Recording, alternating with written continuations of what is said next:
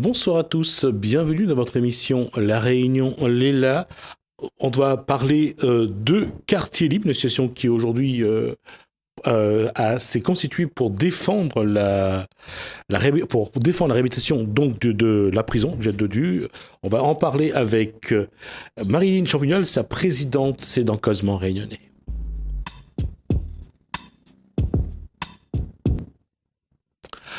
Bonsoir Marilyn Champignol.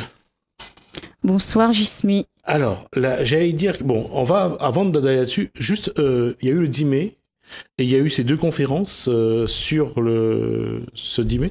La question, c'est quoi, de parler de quoi pendant ces conférences-là? Les conférences l'étaient surtout pour sensibiliser les personnes, on va dire, la population, sur l'histoire du patrimoine. Parce qu'en fait, nous constatons... On va juste rappeler que le 10 mai a été choisi comme date la loi Taubira, donc reconnaissance de l'esclavage comme crime contre l'humanité, et surtout, bien sûr, de commémorer aussi l'esclavage et la traite négrière. Oui, parce qu'en fait, nous sommes aussi cette année dans le 170e anniversaire de l'esclavage. Hein. Donc, effectivement, dans ce cadre-là, nous l'avons voulu quand même marquer à travers... Parce qu'il faut dire aussi que la prison Jet Dodu a eu aussi des esclaves, qu'elle était là, pas pour notre bien-être. Hein. Elle était là parce que notre lutte aussi pour notre liberté. Donc, pour nous, c'est une date très marquante. Hein. Donc, et nous l'a voulu aussi, nous l'a été associé avec la maison du patrimoine à Sainte-Suzanne. Donc, c'était vraiment... D'accord. Alors, on va faire quelque chose juste avant. Je vais remettre le micro au bon endroit. Voilà. Et j'ai revenir sur cette conférence. Bon, j'ai assisté à la première, celle qui était donc à Sainte-Suzanne. On a vu Prosper Ève, on a vu Céline Ramsamy Jancon, on a vu qu'est-ce qu'on a vu d'autre là-dessus? On a vu Laurent Waro. On a vu Laurent Waro.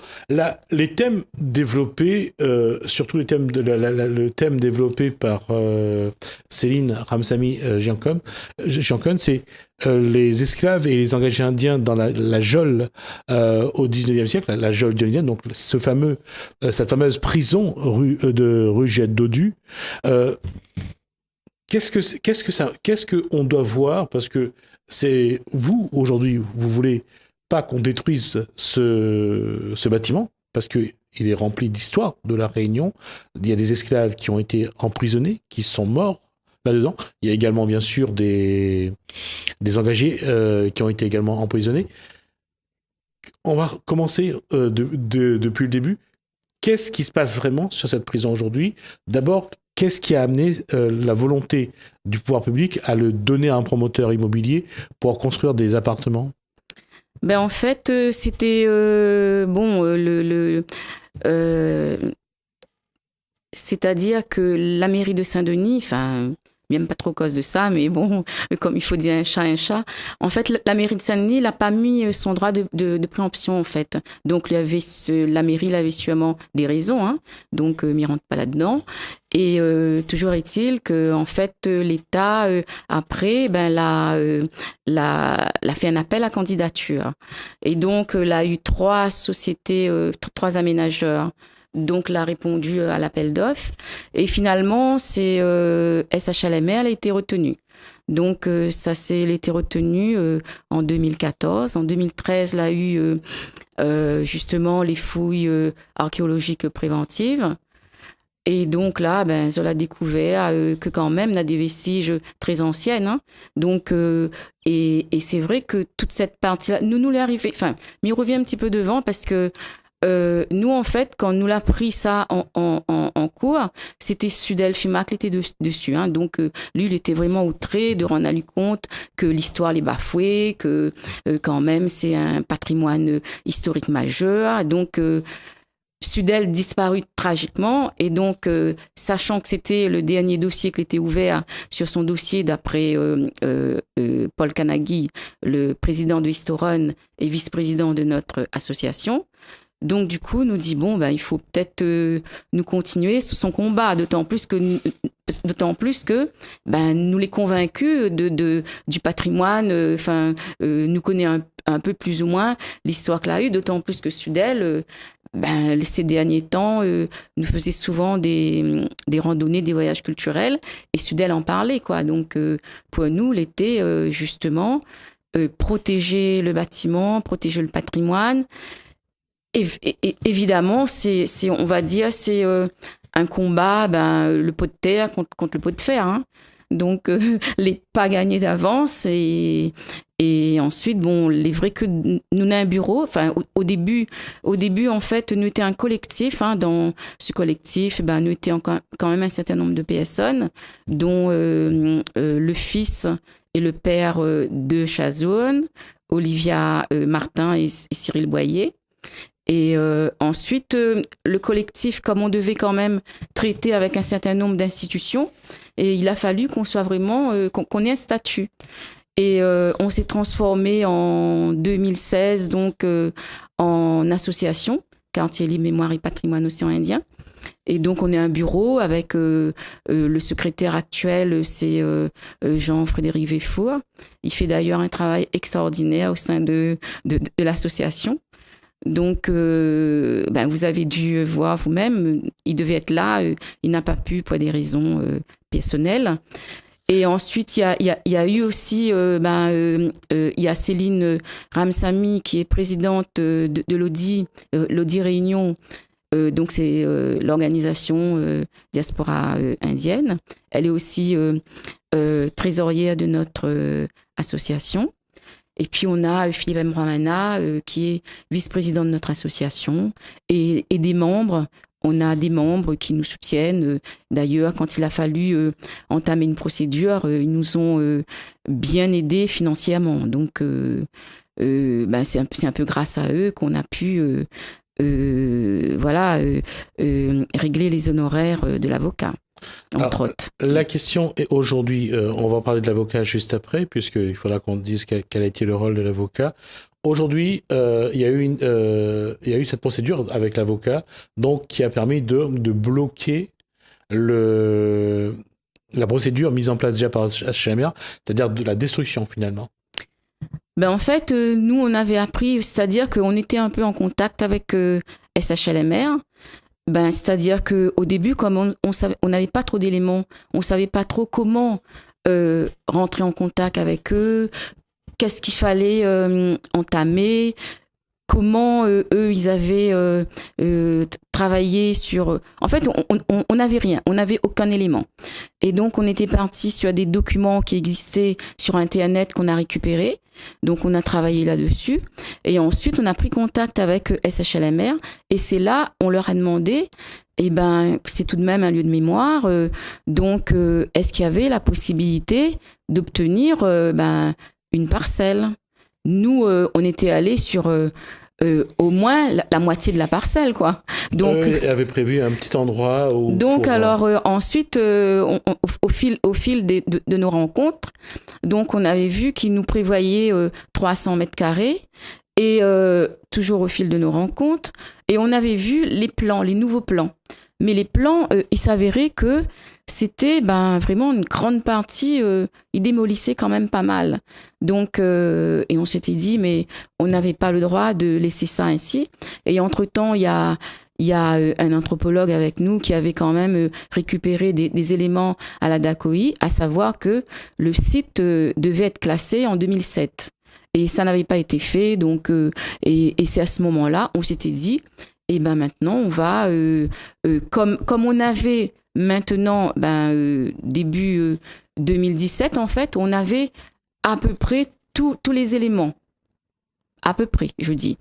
Et donc, à ce moment-là, on s'était dit qu'il va falloir qu'on se bagarre pour obtenir l'ensemble du patrimoine, et parce qu'on a pris vraiment la valeur du patrimoine. C'est là où on est allé aussi faire des recherches au niveau des archives départementales, de la bibliothèque universitaire, la bibliothèque départementale aussi. Donc, du coup, on a vu que c'était vraiment un site majeur, capital, pour aussi connaître notre histoire.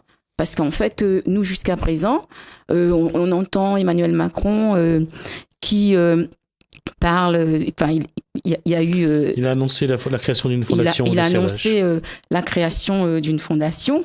Et il parle aussi, enfin, il souligne fort bien que cette histoire, eh ben, elle doit être connue, elle doit être... Enfin, l'histoire de l'esclavage, en tous les cas. Nous ce qu'on s'est dit, c'est que ben, on est directement concerné, mais en même temps, on n'a rien à l'heure d'aujourd'hui. Donc, ce site, justement, tombe bien pour, justement, que notre histoire soit connue, reconnue. Est-ce qu'aujourd'hui, l'association a pu mettre la main sur les archives de la prison? C'est-à-dire voir un petit peu quels ont été les esclaves qui ont été emprisonnés, quelles ont été les personnes qui ont été emprisonnées, quelles sont les personnes qui ont été exécutées également à la prison. Est-ce qu'aujourd'hui, il y a des éléments, il y a des archives qui donnent les éléments dont vous avez besoin pour vous battre pour le maintien de ce bâtiment?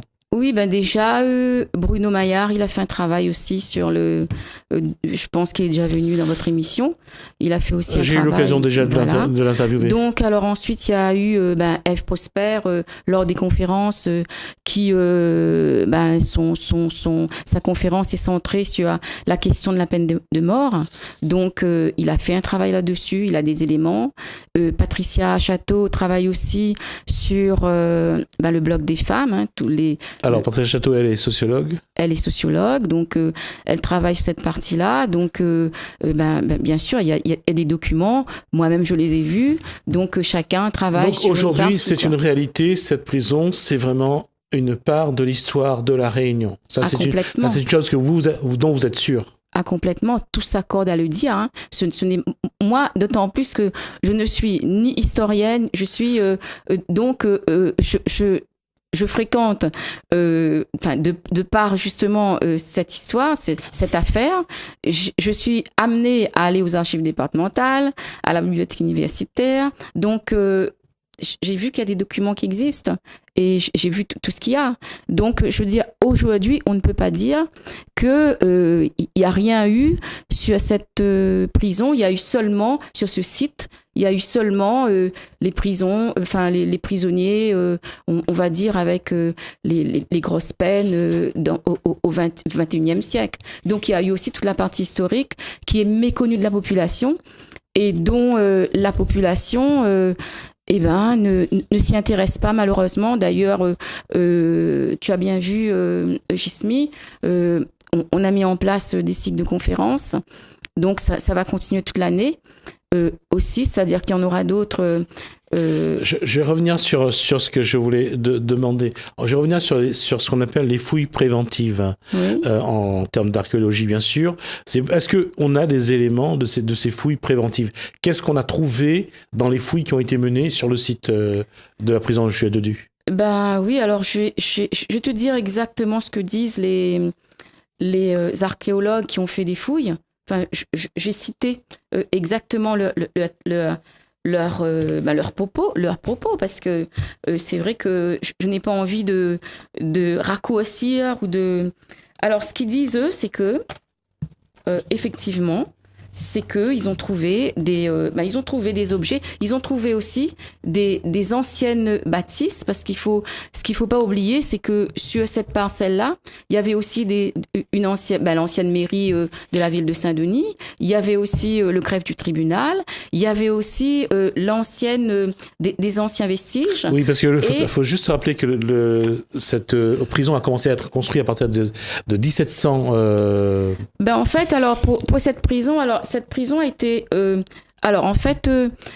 construite. Elle a été construite... Enfin, on a commencé à construire un bout, je dirais. Donc, c'est-à-dire qu'il y a eu ce qu'on appelle le bloc des Noirs, la prison, qui était dans l'enceinte de l'ancien hôpital militaire. Donc, c'était en 1718. Hein? Donc, c'était pas loin. Donc, c'était bien ce que j'avais pensé avant. En 1718. Ouais. Mais ensuite, il y a eu aussi ce qu'on appelle...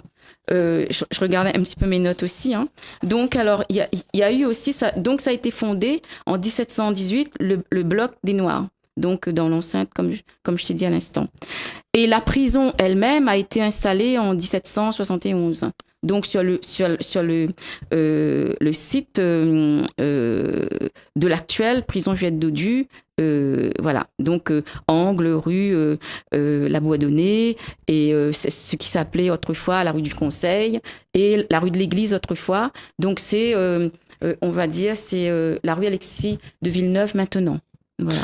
Alors justement, de ces fouilles, quels éléments ont été sortis de terre qui ont permis de dire c'est un site qui doit être classé monument historique?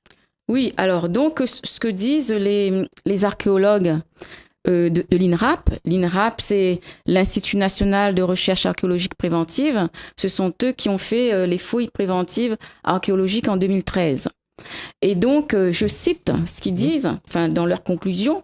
Cette opération a mis au jour des éléments de murs et de sol, vestiges d'un état plus ancien de la prison et remontant à l'origine de la ville de Saint-Denis.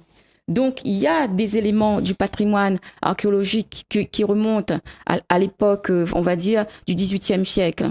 Donc, tout porte à croire que c'est un site patrimonial. Et d'ailleurs, même, ce sont ces éléments-là, notamment, qui ont été défendus par notre avocat en référé.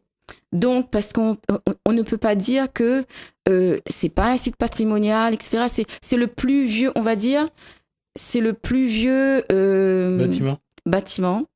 Donc, pour nous, c'est vraiment un patrimoine qu'il faudrait défendre avec toute l'histoire. D'accord, au même titre que le Lazaret. Alors, en fait, le Lazaret, c'est-à-dire que le Lazaret, comme l'expliquait lors des différentes conférences Laurent Waro, qui est donc archéologue aussi, qui est historien indépendant. Ouais. Et donc, lors de ces conférences, il expliquait qu'il y a une connexion entre le site patrimonial de l'ancienne geôle de Saint-Denis avec le Lazaret, avec la léproserie, avec l'îlette à Guillaume, oui, c'est ce qu'il y avait, avec le boulevard de la Providence, parce qu'il ne faut pas oublier que là, il y avait aussi un bureau de marronnage et toutes les données partaient de ce bureau-là. Et aussi, il y a eu un greffe, il y a eu le greffe qui était là, le tribunal également. Donc voilà, c'est vraiment un ensemble administratif qui était présent au XVIIIe siècle. C'était surtout des bâtiments qui permettaient de contrôler une population qui n'était peut-être pas très docile pour ceux qui en avaient besoin. Et même lorsqu'on parle de cette maison pour jeunes, pour cette maison disciplinaire, on voit bien qu'il y avait donc un besoin de contrôler et de sanctionner ceux qui n'étaient pas très dociles. Ma question, c'est que l'année dernière, je crois, il y a eu un appel d'offres de la SHLMR pour détruire le bâtiment. Et c'est là qu'il y a eu ce référé Oui, parce qu'en fait, on avait vu qu'ils avaient déjà lancé un appel d'offres dans la presse. Donc, comme je suis à l'affût des appels d'offres, donc j'ai vu qu'effectivement, ils avaient lancé un appel d'offres pour démolir, on va dire... pour démolir. Enfin, oui, pour démolir. Donc, en fait, on avait cru comprendre qu'ils allaient faire une ouverture dans l'actuelle rue Alexis de Villeneuve, faire passer les petits engins pour faire des fouilles, refaire des fouilles avec l'INRAP. Et c'est à ce moment-là, on s'était dit que, c'est-à-dire qu'une fois le bâtiment est démoli, il n'y aura plus rien, quoi. C'est-à-dire que comment pourrait-on remonter à cette histoire ancienne, et puis même le travail des archéologues, etc., de l'histoire elle-même. Et c'est à ce moment-là, on s'était dit qu'on s'est rapproché de Maître Saubert. Et Maître Saubert a fait un travail remarquable, d'autant plus qu'il a fait un référé à l'amiable à la mairie de Saint-Denis. Donc, il n'y a eu aucun retour. Et du coup, il a fait une annulation du permis de démolir et un référé suspensif. Et le référé suspensif, le président, le juge des référés, en fait, le président du tribunal administratif, retient plusieurs moyens pour justifier. Il justifie justement ce qu'il dit. Hein. Je lis justement on va dire l'ordonnance du référé. Donc, en fait, ils disent qu'il retient le défaut de prise en compte des prescriptions de l'ABF. Donc, on va juste préciser que l'ABF, c'est... Alors, l'ABF, c'est le bâtiment de France. Hein. Ensuite, il y a l'erreur d'appréciation commise par la commune de Saint-Denis au regard des exigences de l'article du Code du patrimoine et des dispositions applicables en l'espèce du règlement de l'aire de mise en valeur de l'architecture et du patrimoine du centre-ville de Saint-Denis. Donc, en fait, ils ne se sont pas bien accordés, on va dire. C'est-à-dire, d'un côté, l'ABF dit attention, il y a des prescriptions, il faut faire attention, etc. Et du coup, la mairie n'a pas tenu compte de ces prescriptions. Donc, notre avocat, il est allé dans ces... Et le juge de référé, le président du tribunal administratif a retenu ces éléments-là. Et d'autant plus que ce qu'il dit le tribunal, donc il considère que cette ancienne prison constitue l'élément essentiel du patrimoine réunionnais. Donc là, maintenant, on attend de voir. Donc j'ai cru comprendre que SHLMR a pris un avocat. Hein. Donc, je pense que c'est son avocat. Je pense que c'est son avocat attitré qu'ils ont au sein de leur société. Et voilà, donc on attend un peu la suite.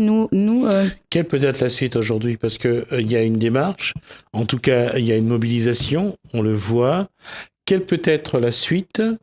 Hormis, la mairie de Saint-Denis a attribué le marché donc d'aménagement à la SHLMR. La SHLMR a déjà un projet, pour l'instant, qui est suspendu au niveau de la démolition du bâtiment.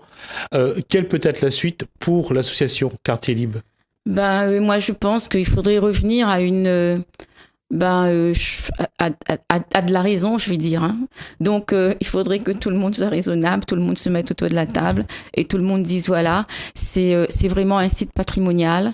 Donc, on va essayer de travailler ensemble pour faire en sorte que ça soit un lieu de mémoire. Donc voilà. Pour moi, ça serait la suite logique de tout ce qu'il y a eu. Voilà. Est-ce qu'aujourd'hui, les Réunionnais sont fiers de savoir que leurs ancêtres ont été emprisonnés, ont été jugés, condamnés, parfois exécutés dans ce bâtiment-là?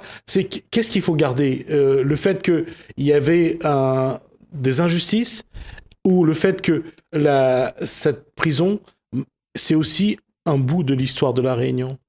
J'ai envie de dire que c'est l'histoire du peuplement de l'île. J'ai envie de dire ça. Parce qu'en fait, il faudrait que c'est cette histoire-là, j'ai envie de dire qu'il faudrait que chacun soit...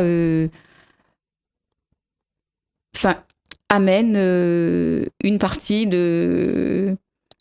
Comment dans les discussions, depuis que le débat a été ouvert sur cette prison, comment les gens réagissent? Les gens, comment dire? Alors, j'ai remonté un petit peu à l'éducation nationale. C'est-à-dire que notre histoire n'est pas enseignée déjà. Hein. Donc, ça, c'est une première chose. Alors, comme notre histoire n'est pas enseignée, comment veux-tu? C'est vrai qu'on nous enseigne l'histoire de France. C'est intéressant aussi, donc on ne va pas non plus l'occulter. Mais on a besoin aussi de connaître notre histoire. Parce que, tu sais, je crois qu'il y a un poète africain qui disait chaque vieillard qui meurt est une bibliothèque qui brûle. Eh nous, c'est ça notre, c'est-à-dire que si ça continue ainsi, la génération d'après, ils ne vont savoir, ils ne vont même plus savoir, c'est quoi un esclave? Est-ce qu'il y a eu des esclaves ici? Parce que pour le moment, moi, ce que j'ai entendu, c'est que les gens se posent des questions Il y a eu des esclaves ici. Ah bon? Donc, c'est une question qui est posée, ce qui sous-entend que l'histoire est vraiment méconnue de la population. C'est-à-dire, il y a eu aussi, comme disait Sudel, il y a eu l'esclavage. Ensuite, il y a eu l'engagisme, qui était pour lui similaire. L'engagisme était similaire à l'esclavage. Donc, il y a eu l'engagisme indien, chinois, comorien, malgache, rodriguais. Les rodriguais, ils ont été, on va dire, les seuls à vouloir dire nous, les conditions ne nous plaisent pas. Certains sont repartis. Voilà. Donc, ils ont sûrement eu raison. Et ensuite, comme tu as cité les cycles de conférences, il y a, c'est vrai que toutes les personnes qui interviennent, le thème sont directement reliés à cette prison, au milieu carcéral. Alors, on va s'arrêter là parce que je crois qu'on a dépassé le temps qui m'était imparti pour parler de ça. Marine Champignol, on reviendra là-dessus. De toute façon, on est dans l'année pour célébrer le 70e anniversaire d'abolition de l'esclavage. C'est aussi le 200e anniversaire de la naissance de Lecomte de Lille. Enfin, de pas mal de choses cette année, apparemment. On a l'occasion de revenir là-dessus et de suivre ce dossier et de voir comment ça va évoluer parce que pour l'instant, c'est quand même encore au niveau de la justice et pour l'instant on n'a pas d'éléments. Oui, voilà, parce que moi je ne voudrais pas donner plus d'éléments qu'il en faut, d'autant plus que je pense que c'est la justice qui va, là comme je vous ai dit, j'attends d'avoir des éléments de notre avocat et je ne veux pas, comme c'est un dossier qui est, voilà, donc je ne vais pas trop en dire. Voilà. Merci Marine Champignol. Je rappelle donc que vous êtes la présidente de l'association Quartier Libre et vous avez rajouté ce qu'il y a derrière, c'est Quartier Libre et... Quartier Libre, mémoire et patrimoine océan Indien. Mais je peux peut-être dire au niveau des conférenciers qui... non, enfin peut-être... Oui, rapidement. Oui, alors rapidement. Donc les conférences continuent jusqu'à la fin de l'année. Donc il y a l'historien professeur Prosper Ève, Laurent Ouareau, historien indépendant, Charlotte Rabéchal, donc qui traite le sujet anthropologue de Madagascar, elle traite surtout la civilisation. Vina Balgobin, donc c'est un éclairage toujours sur les prisons et emprisonnements à l'île Maurice, un éclairage qui est important à faire une comparaison avec le travail de Céline Ramsamy Jancon, qui est doctorante. Et ensuite, il y a Philippe Bessières et Jean-Philippe Jean-Marie, qui fait un lien les enfants de la Creuse avec la prison. Donc c'est pour ça il faut venir écouter un peu ce que disent toutes ces personnes. Il y aura aussi Patricia Château, elle n'est pas intervenue, elle interviendra très prochainement. J'en oublie peut-être, Patrice Payette aussi. On aura l'occasion de revenir là-dessus. Je vous réinvite de toute façon. Merci. Marine Champignol, merci pour toutes ces informations.